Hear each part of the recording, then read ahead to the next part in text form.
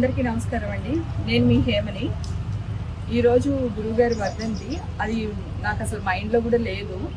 అయితే నేను ఒక వీడియో చూడగానే అయ్యో ఏంటి ఇలా ఉందా అని చెప్పి భయపడి కాల్ చేసి లొకేషన్ షేర్ పెట్టించుకొని నాతో పాటు ఒక 4 మనుషులు ఎక్కించుకొని పరిగెత్తుకుని వచ్చానండి ఇక్కడికి. గురుగారు ఏంటంటే హలో ఏంటి అందరూ మర్చిపోయారా, ఇవాళ నా వర్ధంతి అని ఆయనే మాకు గుర్తు చేసినట్టు అయ్యింది. చాలా చాలా హ్యాపీగా ఉంది. నాకు వచ్చాను, నేనేమో భయపడుతూ వచ్చాను, ఎలాగా ఏం చేయాలి అని మనుషులనది మాట్లాడొచ్చాను.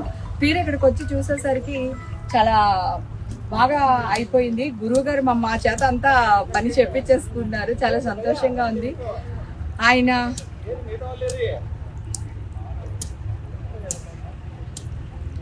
ఆయన బతుకుంటే నా లైఫ్ మరోలా ఉండేది.